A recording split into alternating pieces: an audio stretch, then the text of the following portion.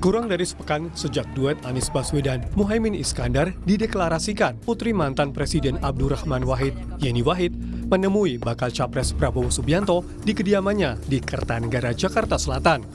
Mengaku dekat sejak lama, Yeni menyebut Prabowo masuk top list atau daftar puncak bakal capres 2024. Kata Yeni, banyak Kiai NU bersimpati kepada Prabowo. Bahwa banyak sekali Kiai NU yang punya simpati besar terhadap Pak Prabowo. Saya dari awal ya selalu mengatakan bahwa ketika membuat keputusan itu akan memakai pertimbangan rasional dan spiritual. Salah satu pertimbangan spiritualnya adalah harus ke makam Bapak. Nah, kebetulan saya belum sempat ke sana ini. Jadi dari sisi pertimbangan spiritual memang saya harus melalui itu dulu. Tapi secara rasional ya berkomunikasi dengan Pak Prabowo ini punya visi yang sangat luar biasa. Bagi kami Pak Prabowo ini top list, ya. Jadi prioritas paling utama karena ada kesamaan visi. Jadi saat ditanyakan Yeni Wahid jadi cawapresnya, Prabowo bilang nama definitif cawapresnya harus dimusyawarahkan dengan partai koalisi. Kita akan, kan saya sekarang masuk dalam suatu tim ya, suatu koalisi. Koalisi itu kadang-kadang ada yang masuk, ada yang keluar ya. Nggak ada masalah. Kayak lu nggak tahu aja. Saya cuma mau bilang ya, saya memang lama dalam membuat keputusan. Tapi sekali buat keputusan, saya setia.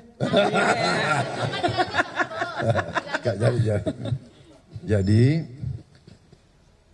saya katakan di mana-mana, adat kita, budaya kita adalah musyawarah. Jadi saya tentunya dengan kawan-kawan dari tim saya, koalisi saya akan terus musyawarah, kita akan cari yang terbaik. Ya. Sejak riuh konflik dualisme PKB antara Gus Dur dan Muhaimin Iskandar, dukungan warga NU di Pilpres kerap diperebutkan. Apalagi Jawa Timur menjadi salah satu wilayah kunci elektoral yang penting bagi para capres untuk mendulang suara. Tim Liputan Kompas TV.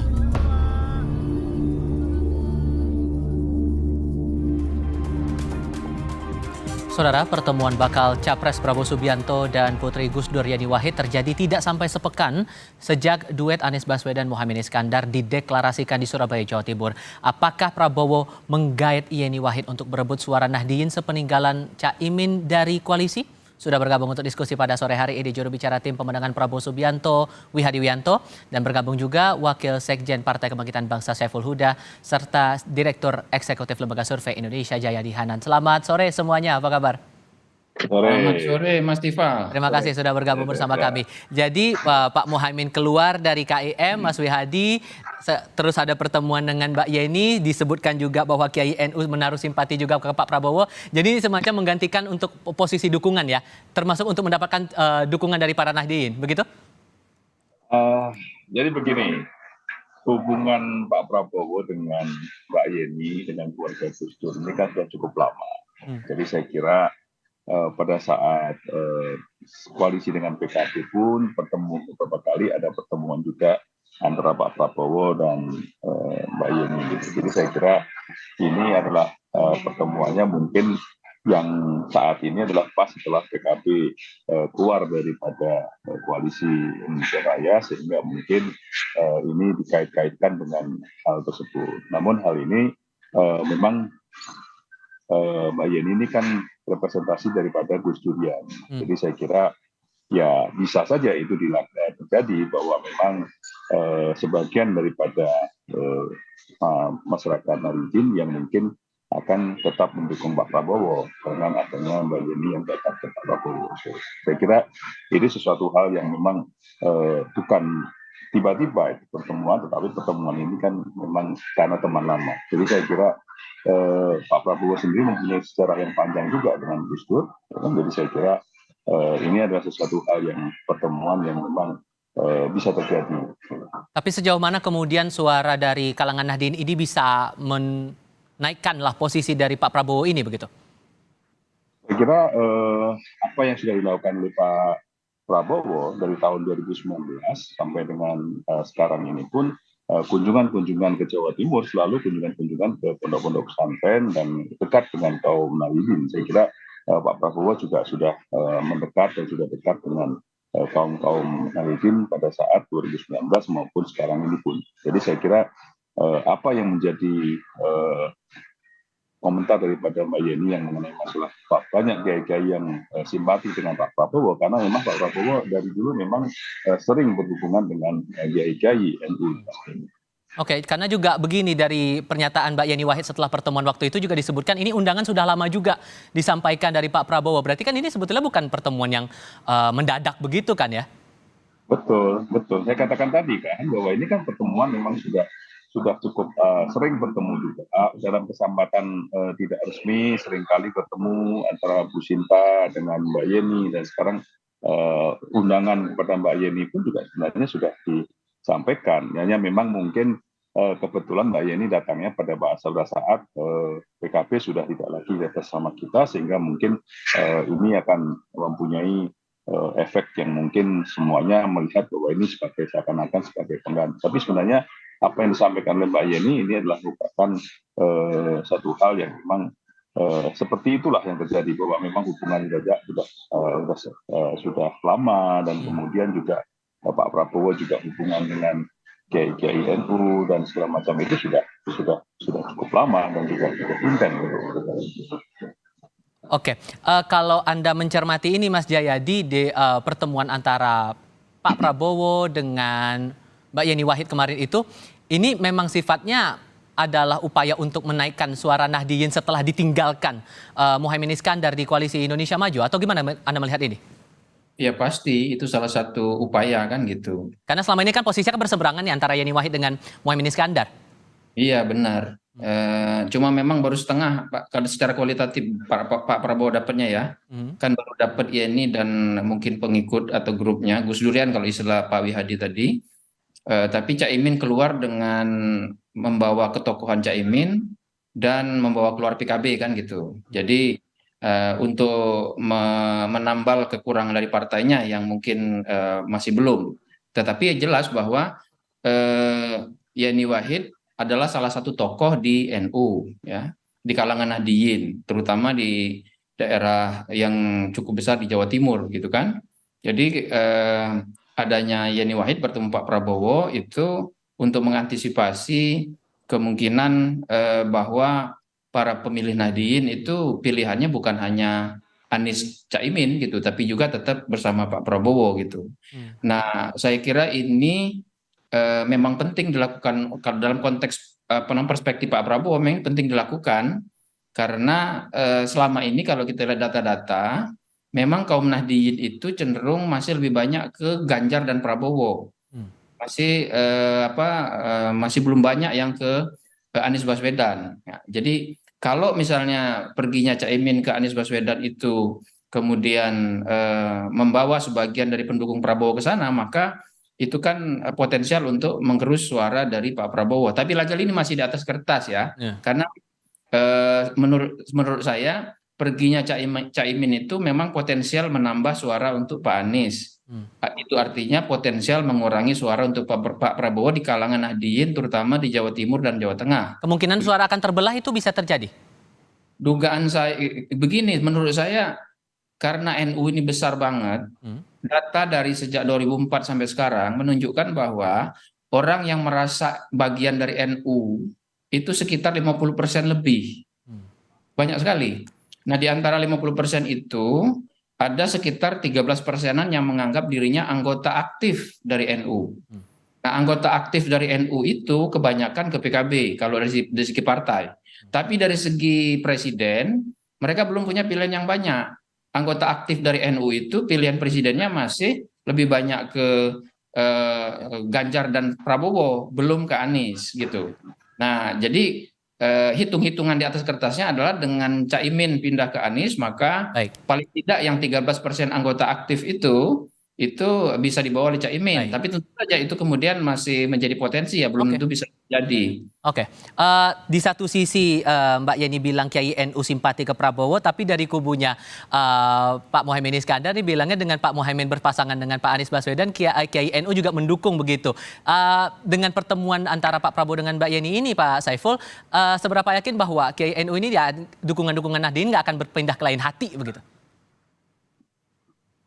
Ya, memang waktu 1 tahun lebih kami bangun KKIR, salah satu agenda kerja kami kan kita kelilingkan Pak Prabowo, ketemu para kiai, para gus-gus, para masaye.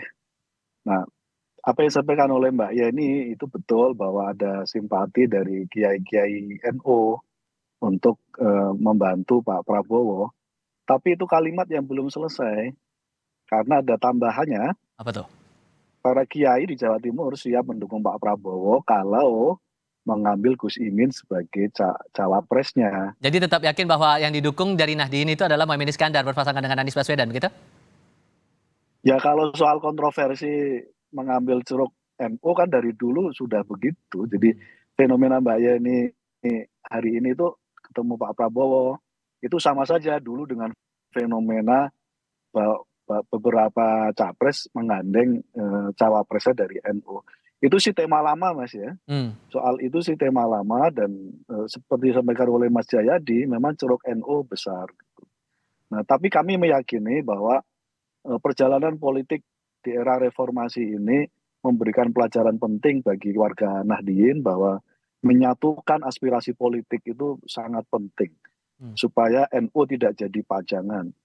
Nah, saya meyakini mereka tahu suasana politik yang semacam itu. Karena itu menurut saya dari sekian banyak pilihan, Gus Imin akan menjadi pilihan prioritas bagi warga NU. Karena semangatnya ingin menyatukan kekuatan politik Nahdien di era reformasi ini. Oke, jadi pendekatannya bagaimana untuk bisa satu suara mendukung Muhaimin Iskandar nanti begitu? Ya, kami melalui PKB kan udah kerja di TUDI gitu. Nah kan ada yang baru mau kerja 5 tahunan. Oke. Jadi sekedar menunggangi, tapi tidak secara langsung mengurus aspek kebutuhan, kepentingan politik warga Nahdien gitu.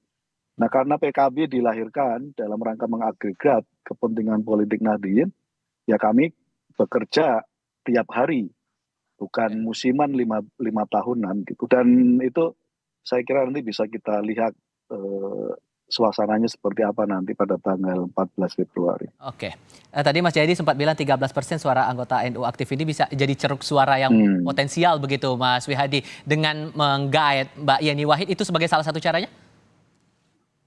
Ya, saya kira itu tidak bisa kita bina. Memang salah satu yang dibawa oleh Mbak Yeni adalah warga Nahdien. Jadi tentunya apa yang menjadi komitmen dan kemudian menjadi representasi dari Mbak Yeni juga itu adalah Nahdien. Jadi saya kira tentunya bahwa itu adalah juga pemilih-pemilih yang mungkin nantinya juga akan secara potensial akan memilih Pak Prabowo, karena memang kita tidak bisa melihat bahwa tidak bisa memungkiri bahwa Mbak Yeni juga merepresentasikan daripada Gus Dur kan, Gus Durian. Jadi saya kira Gus Durian juga adalah warga NU. Jadi saya kira bisa saja itu adalah merupakan suatu representasi dari NU.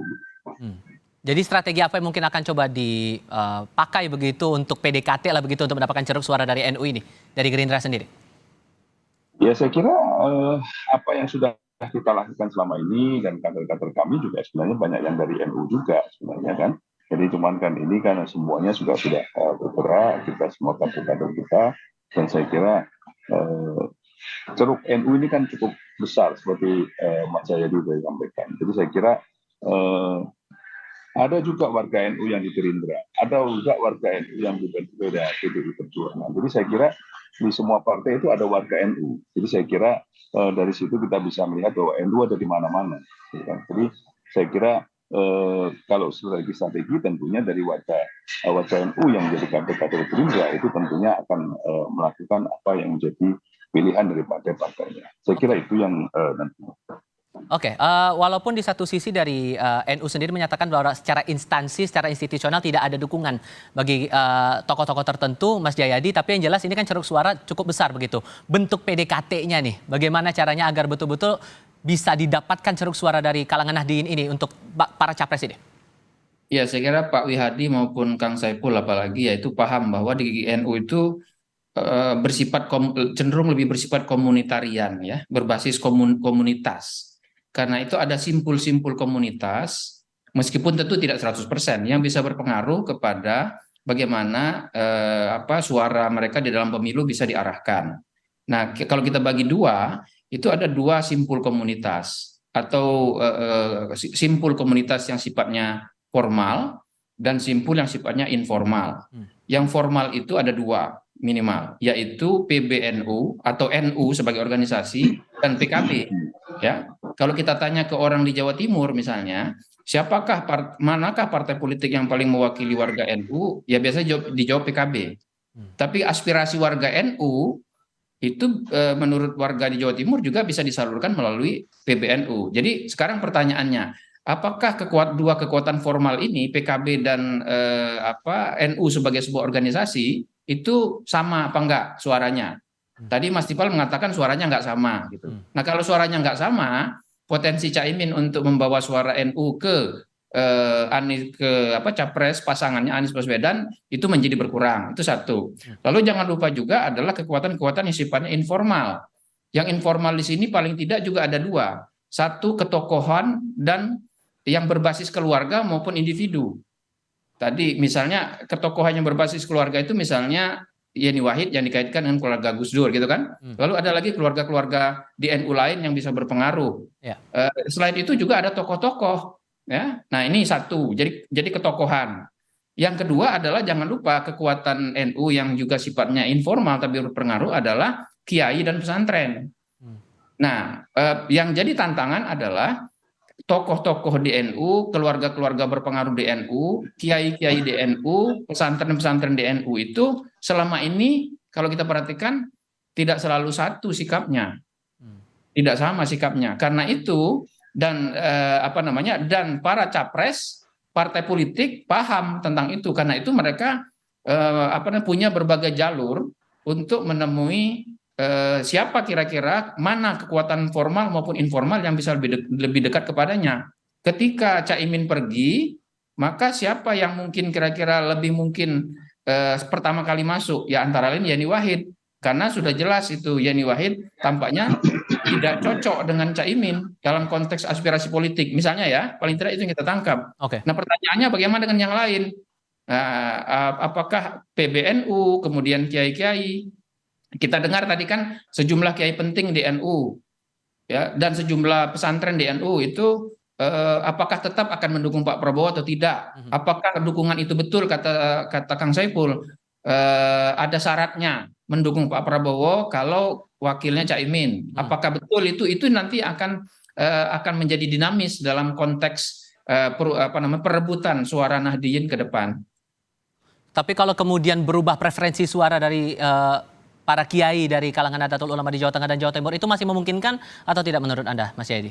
Masih memungkinkan. Kiai kan di NU itu ada kiai-kiai berpengaruh ya, yang seringkali disebut kiai langitan, juga pesantren-pesantren besar yang berpengaruh gitu. Nah, cuma memang seringkali tidak serta-merta itu. Mengingat waktu untuk melakukan transisi itu sudah singkat ya. Sekarang kan sudah sekarang kan September. Ya, lalu Oktober, November, Desember, Januari, tinggal 4 bulan waktu untuk melakukan transformasi.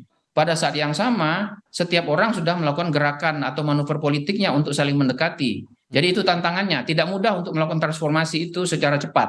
Oke. Mencermati tadi perspektifnya dari Mas Jayadi, Pak Saiful, gimana nih kemudian? Ya, tentu kita maknai itu sebagai sebuah tantangan. Jadi sekali lagi memang ya NU ini gede banget Mas, tadi sampaikan oleh Mas Jayadi. Nah sekarang tinggal menghitung dari sekian banyak kelompok atau stakeholder yang disampaikan oleh Mas Jayadi, mana yang selama ini memang punya kedekatan paling dekat secara emosional dan secara aspirasional kepada warga Nahdien. Nah, pada konteks itu kami merasa semua kerja teman-teman yang menjadi anggota dewan sampai pada level kabupaten kota selama ini bekerja terus untuk menjadi bagian dari pendamping kesejahteraan, memperjuangkan politik perbaikan di warga-warga NU. Oke. Saya sendiri Gus Durian, ketika dulu konflik Gus Dur dengan Gus Imin, saya berada pada posisi bareng di barisannya Mbak Yeni. Oke. Saya hampir 5 tahun tidak menjadi bagian dari kekuatan Gus Imin gitu. Jadi baru kemudian saya masuk lagi karena saya ingin merawat legasi Gus Dur yaitu PKB gitu. Nah, pada konteks itu semua warga, semua pengurus PKB Gus Durian semuanya hari ini. Jadi kategori itu menurut saya kurang tepat ya, kurang tepat karena cuman cara saja. Tapi memilih untuk merawat dan terus membesarkan dan menumbuhkan PKB sebagai legasinya Gus Dur.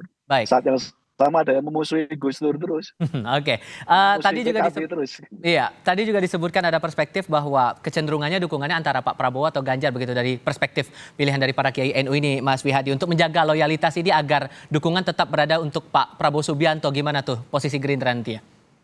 Ya, tapi saya sampaikan bahwa banyak kader-kader Gerindra itu adalah warga NU juga.